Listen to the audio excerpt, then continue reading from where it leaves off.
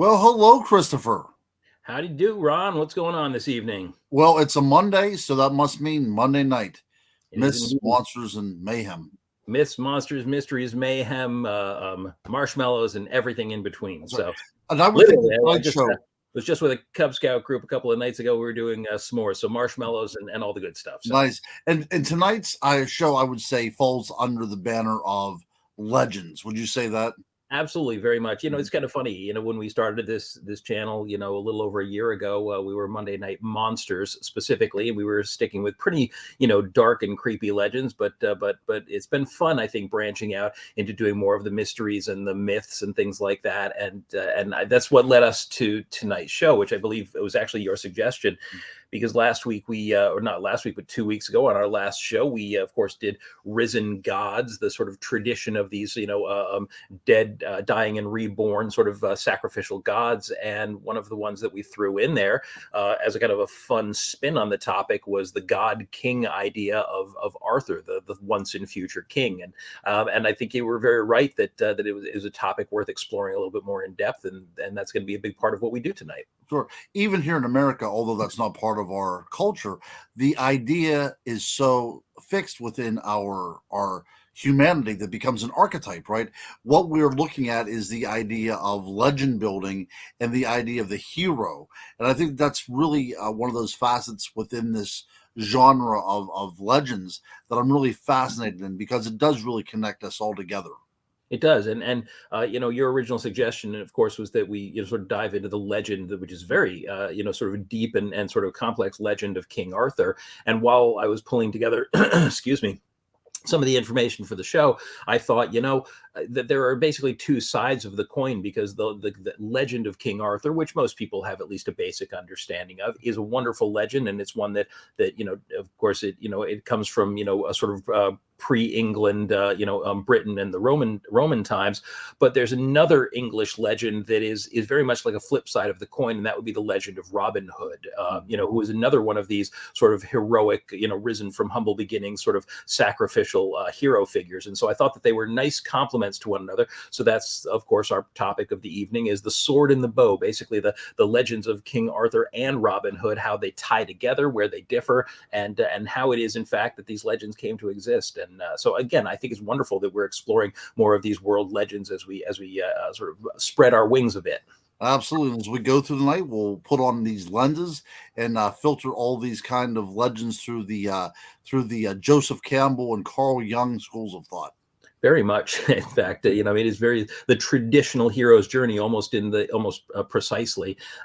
So, it's interesting. I do think that I feel like everyone in some basic form knows the story of King Arthur. King Arthur, of course, most of us have the basics. He's a heroic king of England. He's got his lovely Queen Guinevere, wise sorcerer Merlin, his court of noble knights, and everything else. And that's the sort of the bubblegum version of the King Arthur legend. But what's I think interesting about Arthurian legend is that we tend to think of it in terms of, ho ho in my shining armor and marching into battle and victorious. And it's a very sort of, it is very almost campy, especially with like shows like Camelot and things like that, a very campy and very bright and shiny legend. But there is a strong darkness in the story of King Arthur. In fact, King Arthur, like so many great heroes of old, begins in tragedy. The story of King Arthur begins with his father, at least the sort of immediate story begins with his father, Uther Pendragon, in the most common legend. And Uther, becomes obsessed with the wife of one of his enemies, Igraine, this beautiful woman who's the wife of one of his enemies, and demands that Merlin change him into the shape of the Duke of Cornwall so that he can go and lie with Igraine for one night. And he promises, sort of effectively promises, everything he has to Merlin in exchange for what is effectively a rape. Goes and he lays with Igraine, ends up killing the Duke of Cornwall in battle, but a child is born of the union, and that child Merlin takes and raises, and that child ends up becoming the eventual King Arthur. And the story doesn't stop being dark there. You have his half sister Morgana, who's the daughter of Igraine, who ends up seducing Arthur, produces a child called Mordred, so yet another incestuous union. You have the eventual Mordred becomes Arthur's, archenemy, and the king's failure, the queen's betrayal, all these different very, very dark things happen within this King Arthur legend that we tend to think of as such a bright and happy legend. So I feel like people rarely recognize the immense amount of tragedy and sort of darkness that belongs to the Arthur story. Yeah, absolutely great point. So whenever we imagine the setting of King Arthur, we think of these great castles, and we think of, like you said, the knights in shining armor, when indeed the root of this probably took place possibly even a little bit before the fall of the Roman Empire. We're Absolutely. talking about 476 AD, whenever the Roman Empire fell. So we're at least looking at a Roman citizen within a British world, with it's that influx between the new world and the old world kind of coming together in not a perfect harmony whatsoever. So we're dealing with that as well too. But you said about it being very dark. This is probably the very first major piece to come out of the Dark Ages, as it were. It was, and it's interesting because I think one of the things that both scholars, archaeologists, and historians have been debating for centuries is in fact there any truth to the King Arthur legend? The shining knights in armor and the Round Table and Lancelot and Guinevere and all that kind of thing is absolutely a part of the Arthur myth, although it does not seem to have much in common with whatever historical basis there is. But there is actually some really intriguing. Oh, hi, Mary Beth. Well, you did in fact make it, so glad to see you aboard. Always nice to have everyone back. But yeah, so but the romantic, chivalrous, romantic version of Arthur we know probably doesn't have much to do with the historic figure that probably inspired Arthur, who may in fact be an amalgam of several different characters. If you wind the clock back to just around the time of the fall of the Roman Empire, you have a very, very well-known battle, which interestingly enough is it's uncertain where the battle specifically took place. Many people believe that it took place at this area near Witchhampton in the south of England, which is called Bradbury Hill, or Bradbury Hill Fort, but it's known as the Battle of Baden Hill or Mons Badonicus. And in this battle, which took place in, I guess it was probably around maybe 515 or 520, right around that time, there were the Britons, who at that point were basically a post-Roman people, of course made up as a hodgepodge, were trying to drive back a Saxon invasion. And all sorts of warlords and war chiefs were present at this battle. They did drive back the Saxons. But there is a story by a 6th century monk, often referred to as Gildas the monk or Gildas the wise. And Gildas refers to a figure that was present at this battle who was a war chief by the name of Ambrosius Aurelianus. And he talks about this figure fighting alongside the Britons.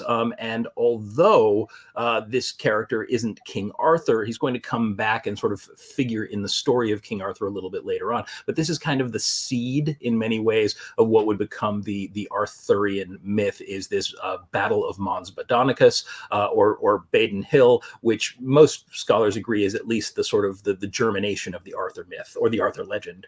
Yeah. And whoever's out there that plays Dungeons and Dragons, you're missing out on all these names.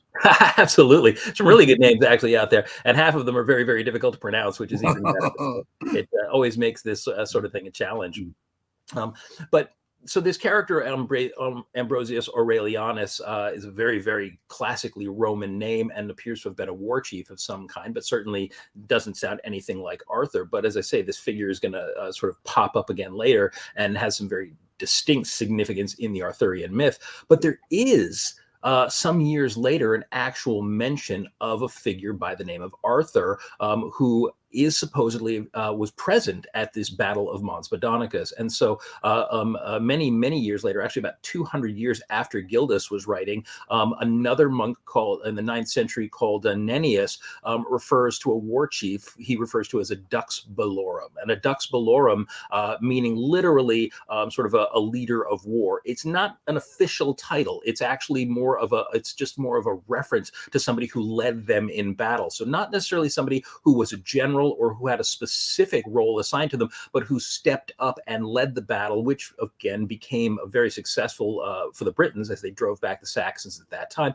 But this Dux Bellorum, this war chief or war leader, was called Arthur. And I'm going to do my best to pronounce some of these Welsh words with a little bit of accuracy here. I actually have to do a shout out before we get too much farther to a fellow by the name of Jimmy, who has a wonderful channel on YouTube called The Welsh Viking. And his research has always been fantastic, and I follow him, and a great deal of what we're talking about tonight is directly as a result of Jimmy's research. So shout out to the Welsh Viking out there. Your channel is a great lifesaver when I'm looking for the accurate story behind some of these wonderful legends.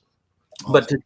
But so Arthur, or Arthur, this war chief, supposedly present at the Battle of Mons Badonicus, maybe alongside this fellow Aurelius Ambrosius Aurelianus, and this is a very, very interesting figure because Arthur certainly, or Arthur, wasn't a common name at that time. It is mentioned several times quite specifically in this history of the battle, and this the fact that he gets mentioned is important because, again, you're talking about, this is not any common soldier. This is somebody who rose out of their ranks and proved themselves a true warrior in battle and ended up with a significant, historical impact, enough to be recognized not only by this monk, but then to have his name used again and again in future legends. But what's interesting about this Arthur character is that to be a successful leader in a battle, even if he had not been assigned that role, if he stepped up like that, it would have been a very, very easy thing to be then promoted to a war chief or a warlord. And from that, especially in a tribal society like the Britons were at that time,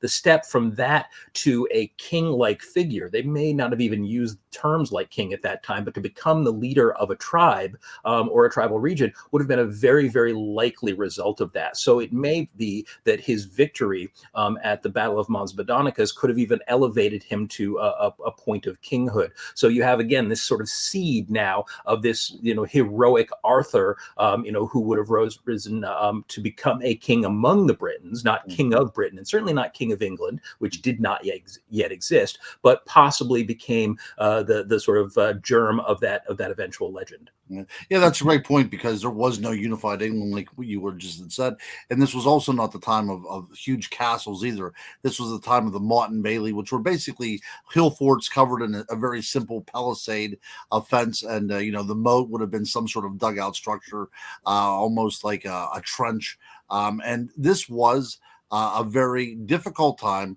just to survive, and this would have been a very difficult time to wage war and everything else. A lot of blood and guts going on, but as you said, this was going to be a tribal leader, a regional leader, and nowhere near a universal leader of the country itself.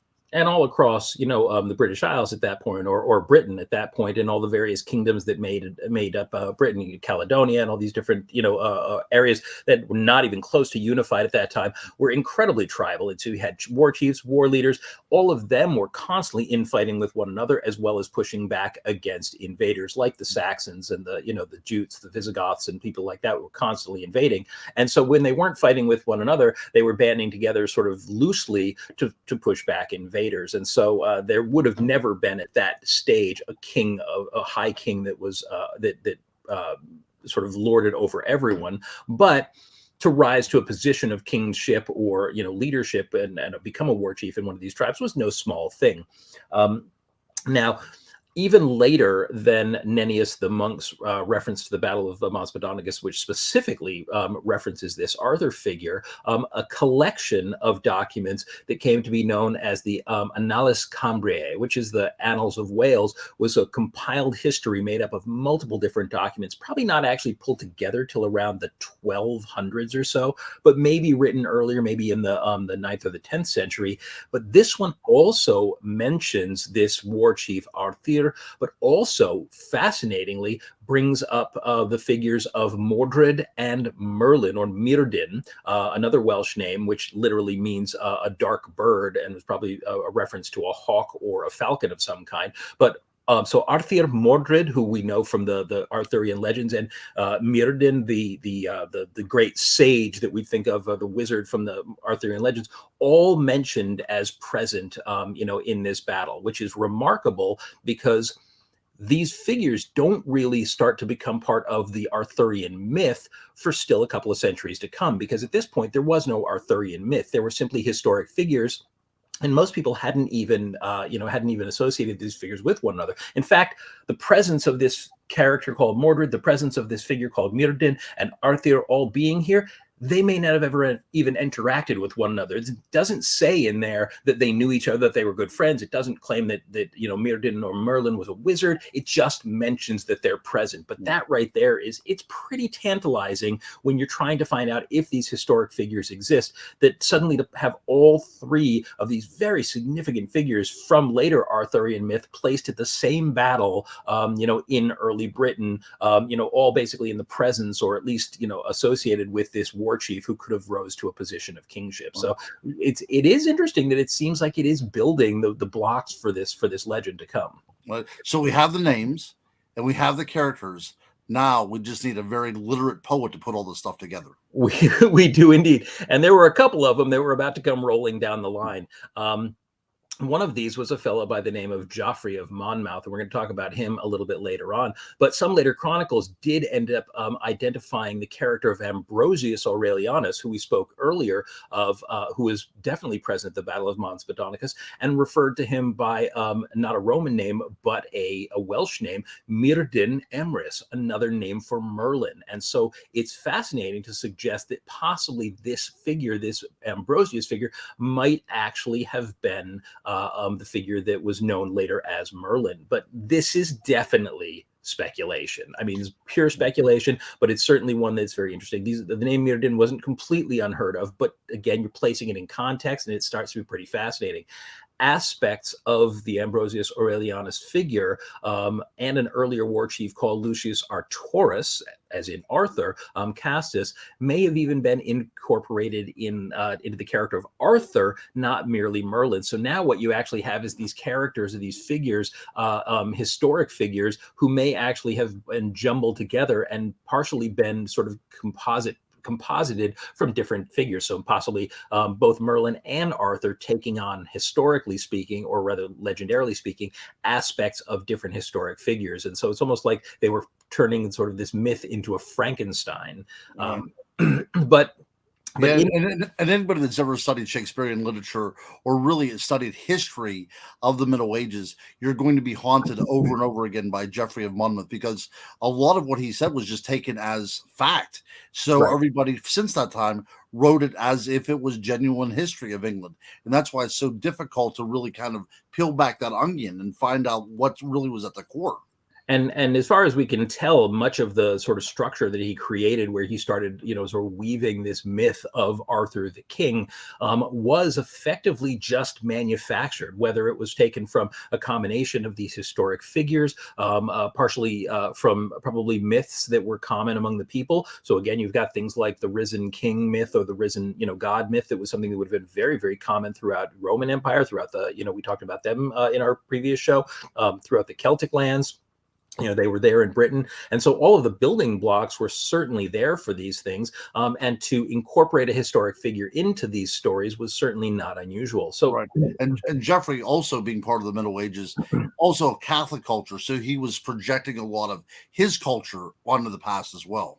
In fact, one of the interesting later stories, when it refers to the sort of the war chief Arthur riding into battle at Mons Badonicus, claims that he had a shield emblazoned with the figure of the Virgin Mary on it. And that's something that doesn't seem to exist in any of the historic records, but ends up becoming incorporated into it later, because most of these heroes end up sort of, even if they come from a pre-Christian or an early, sort of early pagan culture, end up adopting a Christian identity as the Christian church, grew and sort of flourished and became sort of more established. Sure. One of the interesting things is that Constantine, who of course, was all responsible for the legalization of Christianity, he actually had his seat of power in York, England. So he did have a place there in England. I'm sure that was part of the mythology as well, too. So whenever we see the Battle of Milvian Bridge, he had his soldiers paint the Chi Rho on their shields. And of course, from then on out, that they were able to conquer in the name of God, as it were, and have a unified kingdom. So I think a lot of this is going on in the myth building of Arthur himself. Oh, absolutely. And again, they're trying to create this, effectively this, sainted, almost sainted character. Right. And and that's something that was very important to the Christian people, is to have these champions who were effectively, representatives of God on Right. earth, which is how the God King idea, which becomes so common in so many other cultures, ends up taking hold, and the divine right of a king to rule becomes a very crucial part, certainly, of English myth and lore. Right. If I could just backpack on that or a little bit there, so by the time we get to Spencer and his fairy queen, we do now see within the literary aspect, at least, that Arthur has now become a saint. So by the late 1600s, we already have the idea that Arthur is a saint within the mythology of the. So he's canonized within the literature of the time. Let us say. Yeah, and again, this was something that was not uncommon with these, with these heroic figures, is to sort of have the church claim these heroes as, champions of the church, was hugely important and influential, because these mythic champions, which are often very popular stories, very popular with the people, to make them champions of the church brought people even closer to the church. Absolutely, absolutely. So it was a very effective method of growing your congregation. And it also allowed them to hold on to their pagan ways as well, too. That part of them they really didn't want to let go. Oh, very much so. In fact, we've certainly talked about that more than a few times over the course of our many shows, and it will come up again later. Not necessarily in the Arthur context, but when we get to Robin Hood, there's some really interesting examples of that within the Robin Hood mythology as well. So the ultimate question really comes down, and I mean, I guess in some ways we've already answered it, but the question is, did King Arthur exist? And the answer is almost certainly, but the post-Roman war chief of Britain's history was likely very different from the romantic and chivalrous legend that we know today. There is no evidence of a round table, the faithless Queen Guinevere, Sir Lancelot, a noble quest for the Holy Grail. But it is fascinating to realize that figures like Merlin and Mordred may indeed have been a real part of Merlin's story, of Arthur's story. So bits of the legend that followed later on may actually be more reflective of history than I think people would often suggest or often believe. And I have to say, this was even fairly new to me. I had always known that there was a historic figure allegedly behind the character of King Arthur, but I knew even that there was possibly a historic Merlin somewhere. But the fact that they're placed in the same context, along with another figure called Mordred, it's a nice gift to see, to have that much of the Arthurian legend actually reflected in an aspect of history. And so, for me, somebody who loves to see legends brought to life, I think it's a nice little Easter egg, part of the sort of pun there, hiding within the Arthurian myth.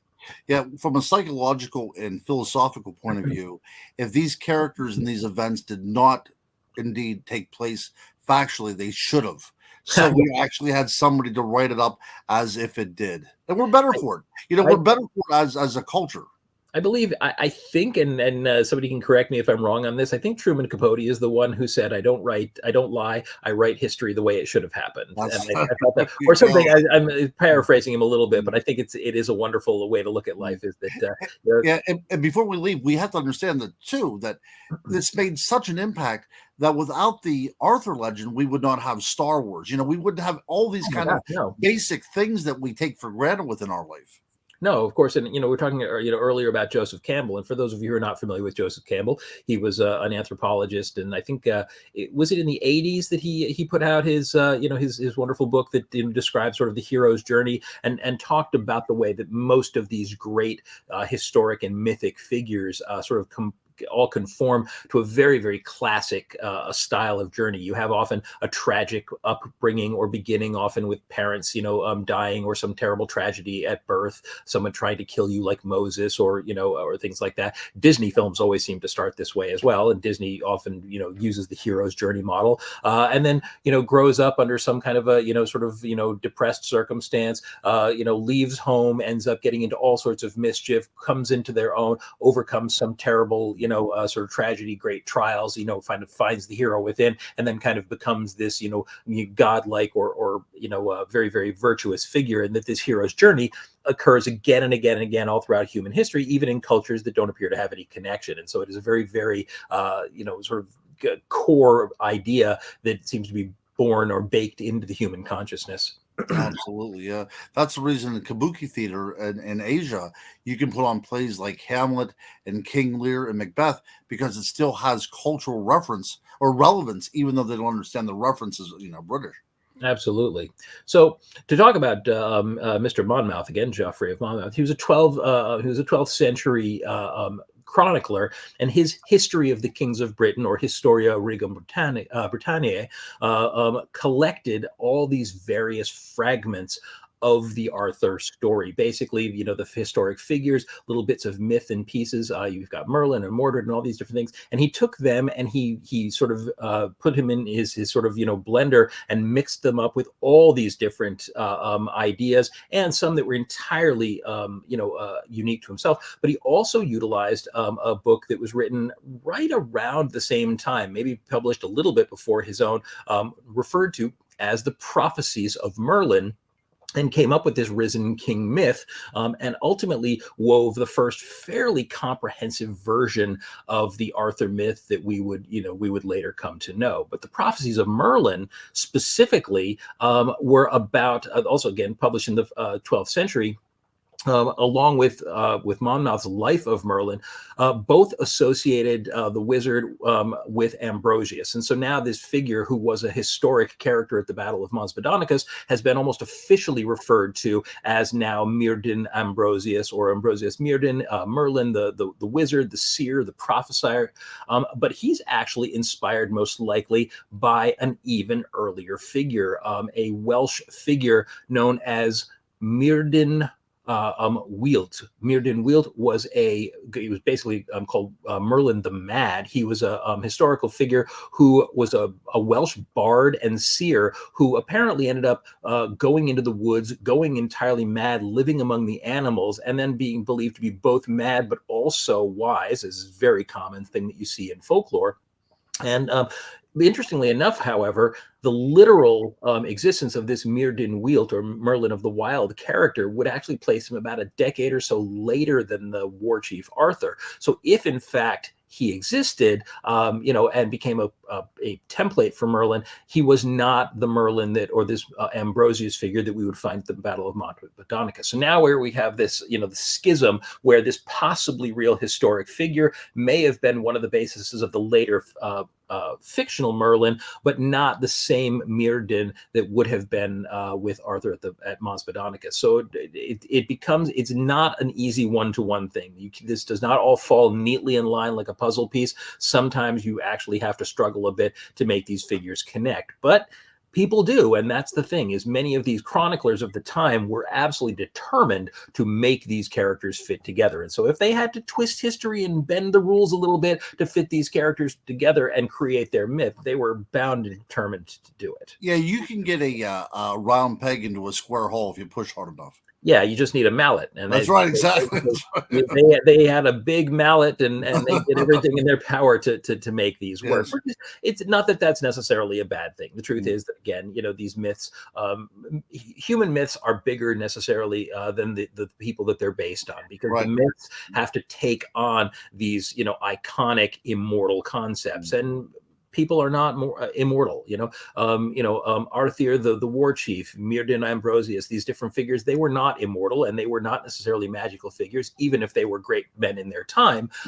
But they have to become immortal, and they have to become greater than the sum of their parts. And that's what that mallet, that sort of metaphorical mallet, is for, is to hammer them into shape and forge this legend from there. Pardon me, I'm kind of running with the metaphor. Speaking of forging, we got to get to the sword.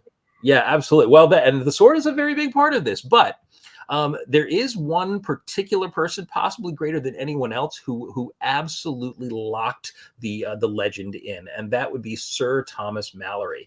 In 1485, Malory took Geoffrey of Monmouth's stories. He took French legends. He took all these different reworked versions of Arthur, and he created what would many people would still probably call today the definitive history of Arthur. Le Mort d'Arthur literally means the death of Arthur, referring to, again, this sort of sacrificial king idea. But he set the king's legend in stone. Again, pardon the constant punning here, but firmly established nearly every major facet of the story for centuries to come, including his lineage, the sort of the Uther Pendragon being raised by Merlin, and then later in the underneath Sir Kay and Sir I think can never remember the name of the father figure, but the training under Merlin, his eventual marriage to Guinevere, the Knights of the Round Table, the quest for the Grail, and his eventual fall at the hands of his misbegotten son Mordred. Now, this is the basis of so many later versions of the Merlin of the Arthur myth. In fact, the movie Excalibur, which was, I believe, 1981, still remains to this day one of the most, sort of visually gorgeous and stunning versions of the Arthur myth, is almost taken directly, scene for scene, from Le Morte d'Arthur. Although certainly a very shortened version of it, because this is quite a tome. If you're ever in the mood to read a 600-year-old or 500-year-old book about King Arthur, it's worth reading, but it's no easy process to get through this massive chunk of ancient prose. Not a walk in the park, and not always as fun as you would think that it would be. Not a lot of battles in that, or there's battles in it, but there's a lot of talking as well too. Yeah. But despite the fact that Mallory did really kind of lock in so much of the myth, there is one aspect of the myth that he did not create. I mean, there's a lot of aspects he didn't create, but there's one particular one that has absolutely hung on over the years, and it's one I think most of us are intimately familiar with, and that is the iconic sword in the stone. Of course, everyone knows of Arthur's sacred sword Excalibur, the sword of power, sword of magic, sword of kings, etc. But that actually came from a French author who actually based his original stories, again, in the 12th century, or possibly the early 13th century.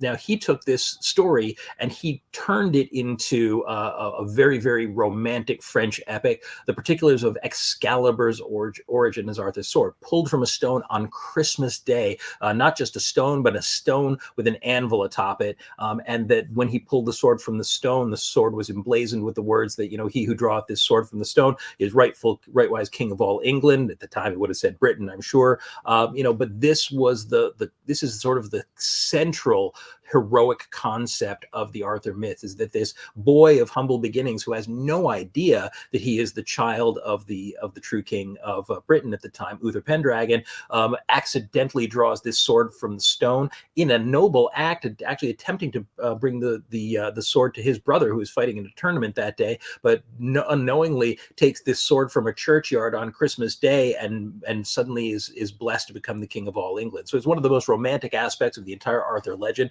And of course, the sword Excalibur itself becomes the key element of the Arthur myth. Mm-hmm. Yeah, there's a hint in here historically that we might go as far back as the Bronze Age, meeting the Iron Age with the forging of Excalibur.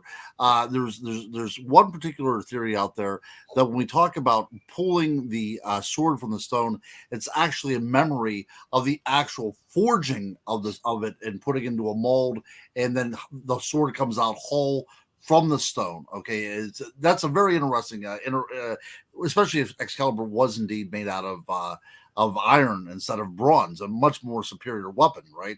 And the other thing with the association of the anvil, it looks as if there is an idea of smelting and blacksmithing going on as well too, in the actual creation of the sword.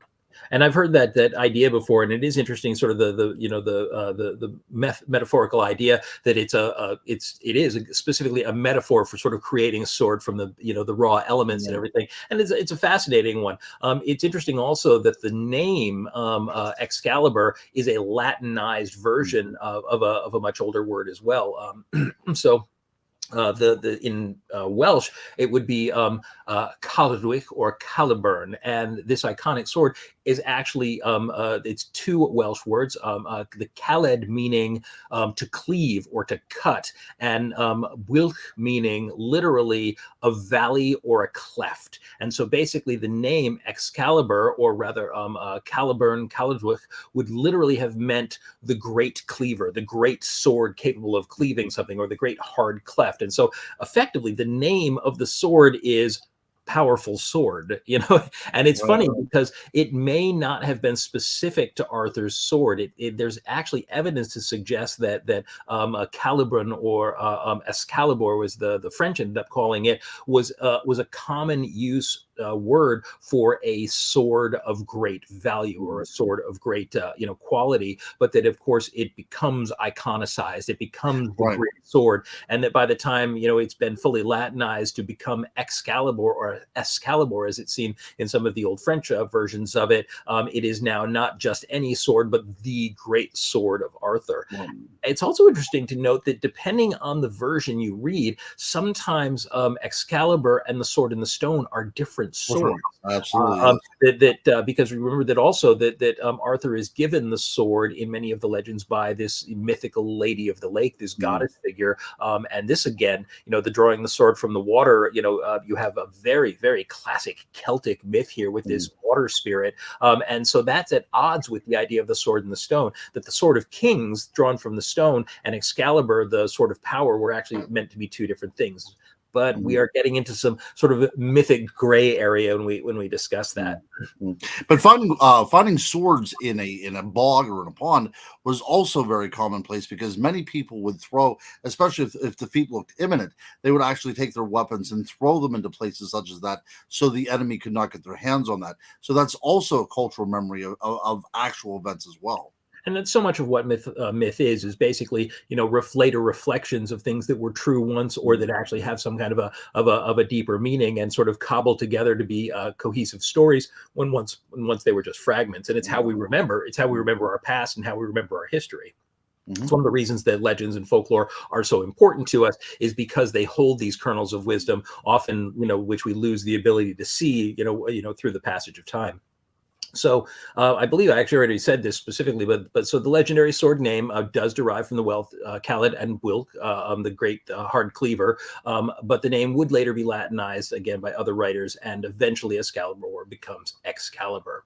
Now, the modern Arthurian myth is largely manufactured, and that's something that we certainly need to remember. Locations across England, such as Tintagel, where supposedly Uther, bedded a grain and gave birth to Arthur.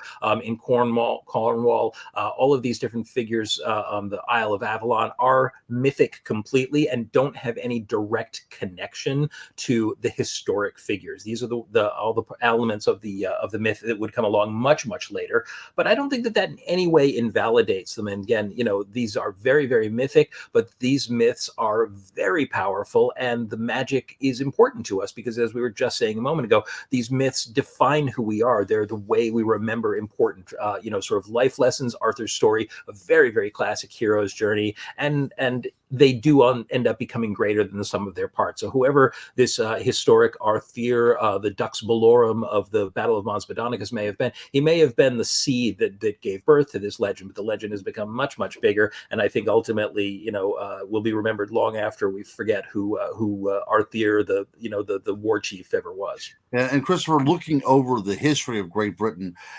why wouldn't you want to attach yourself to this legend? I mean, even Scotland up in Edinburgh has Arthur's Seat, and a place up in Stirling has a place that is believed to be the site of Arthur's Castle as well too. So the whole way from Scotland over to Wales and all these other places in between all have great legends, local legends that said Arthur slept here, almost like George Washington. I think it's very interesting that it so captured the imagination that he has become almost a political figure, although he may have never existed like that.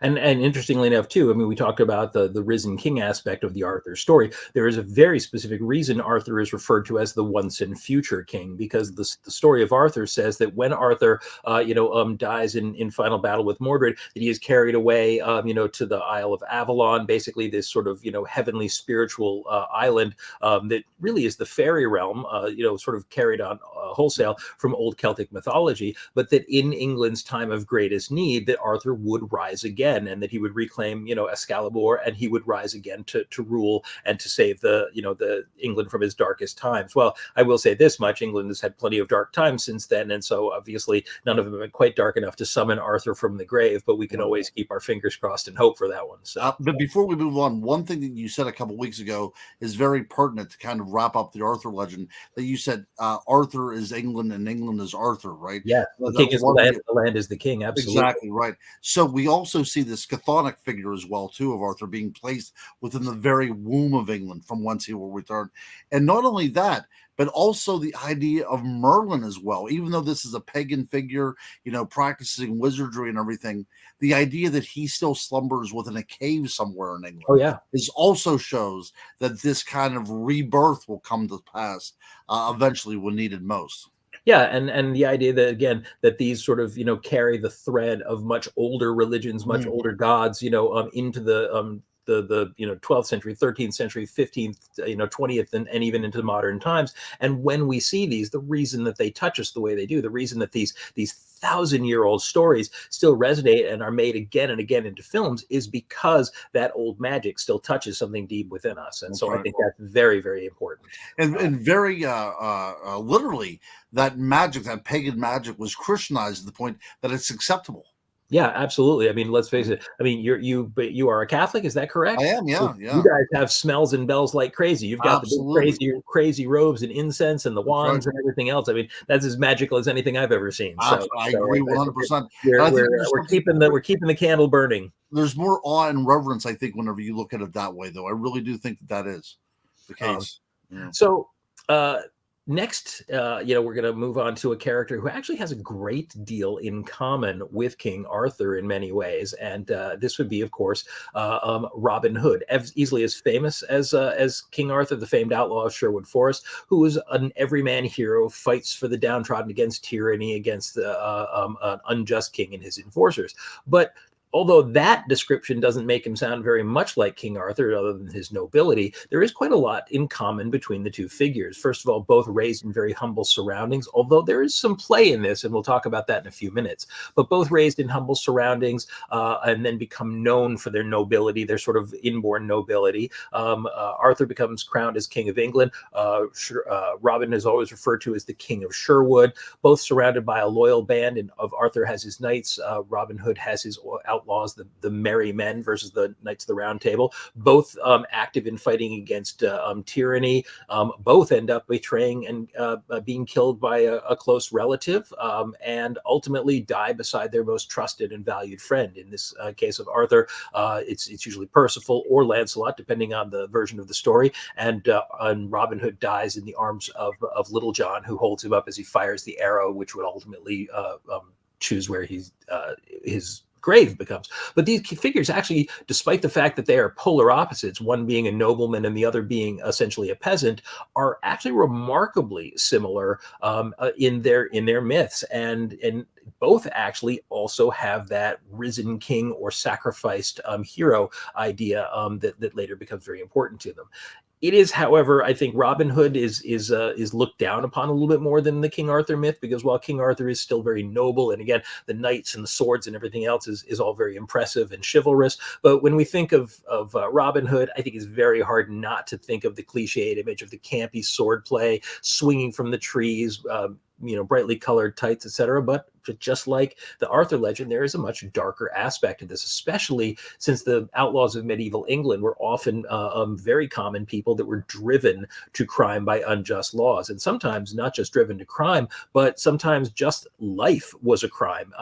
These people were often denied the ability to do something as simple as go into the woods and hunt to kill a rabbit to feed their family. The king's forestry laws basically said that all the forests of England, because at this time England had now very firmly been established, that all the forests of England belonged to the king and they were his hunting territory, and only the king's foresters, essentially his enforcers, could hunt in the forest. So even if your family was starving, you were not allowed to walk into the forest behind your own house and hunt for a rabbit or a squirrel to feed your family. If you were caught doing that, you could have your hands chopped off or your eyes put out. So it was a very dark time, and this is the aspect of sort of 11th or 12th century England that gives birth to the Robin Hood legend. Yeah, there was also a capital offense to go into the woods and gather fallen twigs for your fire. Yeah, I mean, it was that firewood or berries or anything. Absolutely. It's a very dark time, and again, there's a reason that this oppression, led to some of the rebellions that it did. But interestingly enough, again, we're going to we're going to go a little bit backwards from the way we did the Arthur story. We're going to discuss the real Robin Hood a little bit later. But first, we want to talk a little bit about the myth of it. The first mention in literature of Robin Hood actually comes from a story that has nothing to do directly with Robin Hood, and that was a very, very early sort of a ribald story called Piers Plowman. Now, Piers Plowman was written in the 14th century, and it's a great prose poem. And it's mostly like so many of the stories were at that time, a morality play. But in one particular scene, when this sort of layabout, lazy sort of character is confronted by a priest who thinks that he is a sinner and, and a ne'er-do-well, the figure essentially confirms it by saying, I ken not the paternoster as the priest singeth it, but I ken the rhymes of Robin Hood. Literally, he's saying, I don't know how to say the Lord's Prayer, but I do remember the rhymes of Robin Hood. It's an interesting thing because what he's saying is that I'm illiterate, I can't read, but I remember these stories that are shared around the fire. And basically, the rhymes of Robin Hood were, in a way, considered, well, they weren't just in a way, they were considered to be very lowbrow. They were the absolute base level of entertainment because they were shared not in any written way. They weren't morality plays or anything. They were comedies. They were primarily comedies, and you heard them from passing minstrels or for people who remembered stories well enough to tell them. In fact, at this point, almost all of the stories of Robin Hood that existed at that time were in the form of ballads. And so these ballads were sung from town to town by these wandering minstrels and troubadours. And they would basically wander from town to town. They would sing, they would strum, they would hope for a few pennies or maybe a night's lodging and a little bit of a meal. And this is how the stories of Robin Hood made the rounds. But they became the absolute hit of this period in time, this early medieval period, because people loved the stories, because virtually every Robin Hood story involved this outlaw, and everyone at this point either knew someone who had become an outlaw for all these unjust reasons, or were in danger of becoming them themselves. So in a way, outlaws were kind of like folk heroes, just by virtue of existing. As long as they didn't steal from you, you weren't too bothered by them. But Robin Hood would always confront abbots and bishops and greedy merchants, and he would basically teach them a lesson. And so to the people, this was wonderful. This was all the stories of watching the people who made your life miserable get their comeuppance. So Robin Hood had become this massively popular folk figure, and people loved these ballads, but they were considered very, very in poor taste by the ruling class and certainly by the church. Yeah. There's something very subversive about it as well, too, and rebellious, right? Because it's turning the natural order upside down. Exactly. And then the idea of celebrating an outlaw, in fact, they literally refer to him often as the celebrated outlaw Robin Hood, was mortifying, and so this is something that for this character in Piers Plowman, this popular and again fairly ribald story, to say I don't know the Lord's Prayer, but I can recite the rhymes of Robin Hood, was saying I have no moral character whatsoever in the eyes of the people, but in a way that was considered to be funny and charming. Yeah, and also I know where my priorities lay. Yeah, but interestingly enough, there's this little bit of a subtext in here too, which is that this being written, in the 1400s, suggests that by that time the stories were already widespread. So Robin Hood isn't a character from the 1300s; he's probably a character from the 1200s or the 1100s or earlier, because this was now common knowledge, not something that anyone wouldn't fail to recognize. So it was obviously a very, very well-known cultural reference by the time Piers Plowman was published. Yeah, one of the reasons why I think it's maintained such a position in the thought and the imagination, in my opinion, in my historical outlook on things, I think he actually derived before the Norman conquest. I think that was something that was uniquely British before any kind of conquest, and that is what reason it remains with us today. The placement of Robin Hood in context of King Richard and the the later 1300s or whatever, instead of around the time of the Norman conquest, which was 1066, is largely because of Sir Walter Scott's Ivanhoe. Right. Ivanhoe is the first major piece of literature, of prose literature, that actually features Robin Hood as a character. I think a lot of people forget that Robin Hood is a fairly significant character in the story of Ivanhoe, which takes place, when the Normans have already conquered England, and it establishes Robin Hood as a Saxon figure against the Normans in Norman England, in the heart of that conflict. And so that became an inextricable part of the Robin Hood legend for the next centuries to come. But before that time, he didn't necessarily have that political leaning, because this was, again, in the age of William the Conqueror, when, again, the figure probably began to emerge, possibly from, and we'll talk about this in just a few minutes, possibly from, once again, an old pagan root. And that is a fascinating, very fascinating aspect of the Robin Hood myth. But Robin Hood was entirely a subject of these ballads and poems, and the first prose tales of him would not appear until the 17th century. And that was actually in the form of stage plays. Because, again, most people couldn't read at that time, but you could easily go and you could see a local theater troupe or, traveling troupe perform these Robin Hood plays. But the most likely place that you would actually see these plays would be at festivals, seasonal festivals.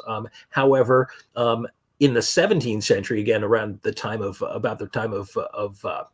Ivanhoe, Robin Hood had in a sense been tamed. And this is a very important part of the Robin Hood legend, because Robin Hood was originally a yeoman. He was a common forester who, according to most of the old stories, runs afoul of the law somehow. In most cases, he runs across a group of the king's foresters, and the foresters tease him because he's quite young. He's got his little bow with him, and he's on his way, to town to shoot in the tournament. And the foresters look at this, young kid with this stripling kid, and they start harassing him, and with his bow, and they say, "What are you going to do with that thing anyway?" And they challenge him to strike a deer, who's grazing in the forest nearby. And so Robin proves them wrong, makes fools of them by shooting the deer. But because even though he's done this at the request of the foresters, they have no intention of being made fools of, and so they immediately attempt to arrest him for killing a deer. So they railroad him, turn him into an outlaw, and this young boy ends up running off into the forest.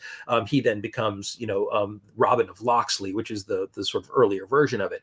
But in the 14th, the 15th, and into the 16th century, the Robin Hood story was co-opted by the gentry. And because it was so popular, they wanted to take sort of control of this legend. And so Robin of Locksley became Robert of Huntingdon. And Robert of Huntingdon was no longer a yeoman. He was a noble lord who was displaced, as a result of a bad land deal or a land dispute, and ends up having his lands taken away from him. But now he's gentry. And so he goes to live in the woods with the outlaws in order to clear his name and regain his title as the Lord of Huntingdon. And now he basically is this noble figure who gets to be the sort of huzzah, ha ha outlaw that we would come to remember. So it's a very, very different perspective on Robin Hood, and creates this interesting dichotomy of the noble and the peasant Robin Hood, who were very, very different characters, even in the way they're portrayed in their respective legends. So an interesting split in these two figures. Yeah, the noble Robin Hood just simply doesn't work for me. I mean, it when it is handled well, it can be a very fun conceit, and I've seen plenty of versions of both portrayed in films. And in being a big Robin Hood fan, I don't mind it. But no, it's the common man yeoman Robin Hood that always sort of appeals to me more. If I was going to live in the forest, I wouldn't want to go back to a castle. I think I'd love to live there and live off mutton and venison for the rest of my life. Well, and it's an outlaw's dream. That's right. Interestingly enough, however, as I say, the actual origins of Robin Hood probably date back quite a lot earlier than even these ballads. The truth is that in the early years, the hooded man legend was frowned upon by the church, not merely because he was an outlaw, but also because he was very often a representation of older heathen gods, still celebrated at May Day and other seasonal festivals beloved by the common folk. In fact, if you take a look at Robin Hood with his green outfit, living in the woods, with his circle of friends, it's actually not too difficult to see the old pagan sort of fairy figure of Robin Goodfellow. And certainly there's a not too subtle coincidence in those names in the mischievous figure of Robin Hood. So in 1555, just to cement the fact that this is exactly what the church thought of them, the Scottish Parliament decreed that no one should act as Robin Hood, Little John, the Abbot of Unreason, or the the Fool's Abbot, or the Queen of the May. All of these figures were very, very common figures portrayed in the May Day or Beltane pagan festivals that happened every year in the May. But the Robin Hood plays, or Robin Hood sort of mummers plays that were common in these, were considered ribald and full of sort of sexual innuendo and pagan symbolism, and very, very frowned upon by the church. And they were considered to be keeping the people mired in sin and paganism. So Robin Hood became the tentpole figure of this pagan survival. But interestingly enough, the old legends do contain references to Robin Hood and Will Scarlet, and to Little John and Will Scarlet, a few of the characters who would later become part of the Robin Hood myths. However, it was in the May festivals that some of the most significant characters in the Robin Hood myth actually were introduced, and that would be Maid Marian and Friar Tuck, who actually came from completely different traditions. They were both part of other pastoral plays that were commonly performed at the May Games. This character of Marian was often portrayed again as the May Queen, this fairy queen figure, and Friar Tuck was this Abbot of Unreason, this sort of meant to be comical, angry, and very, very foolish church figure, clergy figure, who was meant to lampoon the clergy. So as you can imagine, again, the church was not at all happy about that, but the church did in fact decide that they were going to shut the May Day festivals down altogether. And about a century after the Scottish Parliament stopped them from performing Robin Hood plays, they tried to outlaw Beltane festivals altogether. And considering the fact that at that point they were burning people, for heresy, it was pretty successful for a while. Yeah, it's probably pretty safe at that time to go put your green tights away. Probably not the safest bet to. Indeed. In fact, those things around. The funny part is as comical as green tights are when we see them in all the old movies, that is in many ways effectively what people were wearing back then. They often refer to it as hose, but you were actually sewn into a fairly tight pair of pants, and so most of these people would have been running around in tights of one kind or another. Maybe not lycra tights the way we see them today, but hose weren't a whole lot different. So that, in one particular aspect of the Robin Hood myth, is actually probably pretty accurate. And he was wearing green, so he was camouflaged. Yeah, absolutely. Well, Lincoln green was actually very hard to come by. And so the fact that Robin Hood, again, his men could afford to wear green clothing and green dye was probably a fact that because of the fact that they were very, very successful at robbing these fat bishops of their pouches of coins. What Robin Hood would often do, again, especially in the old stories, which were meant to be at least partially comedies, is he would encounter this fat bishop or greedy merchant on the road. He would either set up some kind of a challenge for him or ask him to pay a toll. If the figure agreed to pay the toll and pass on peacefully, Robin Hood and his men would allow them to pass on. But if they claimed that they were poor, or tried to cover up the fact that they were carrying wealth, they would end up stripped of everything and usually sent packing, nearly naked or just wearing their small clothes tied to a horse and riding off in the distance. And so there was a sense of justice in Robin Hood. Other times he would invite these people that he met in the woods to dinner, in his palace, which was his woodland realm, feed them a fine meal, and then at the end he would ask them to pay for it. And again, if they refused to pay, they were often even given a pretty thorough thrashing. So they still maintained this idea of it punishing the wicked and rewarding the virtuous, which was always an aspect of the Robin Hood myth. A great morality tale. But I have to say, just as a little bit of an aside, I think one of the most extraordinary versions of Robin Hood that's ever been made, and I don't know if you've ever had a chance to see this, but I highly recommend it if anyone is fascinated by the character of Robin Hood, was in the 1980s. A fellow named Richard Carpenter, who worked for the British channel ITV, produced a series with 26 total episodes overall, which retold the Robin Hood legend, and it added back in all those elements of magic and paganism. They had the seasonal festivals, magical mythical, we had, evil bishops, we had sorcerers and all this kind of thing. And it's a fascinating show because it was not done for laughs. It was actually done very dark and very gritty. They filmed on location in all these beautiful castles all throughout England and Wales. And it became a huge, huge hit.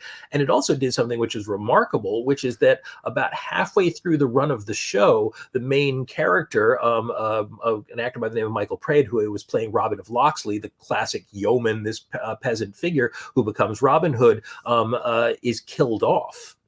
And in the next season, when it begins, this mysterious hooded figure arrives who appears to be Robin Hood. And at the end of the episode is revealed to be a young man by the name of Robert of Huntingdon, the son of an earl. And so they actually portray both versions of it. But they came up with this brilliant idea, which very much honored old pagan traditions, that the Robin Hood legend or the Robin Hood mantle was not a person, but it was actually a mantle given to you by the horned god of the woods, this Celtic figure who chose a son of Herne, this sort of figure to be his representative on earth, almost a Christ figure. So it's a fascinating show. Again, if you ever get a chance to see it, I highly recommend it. Beautifully done, has music by a wonderful Celtic band called Clannad, which is a little dated today, but it's still a wonderful show and very, very much worth.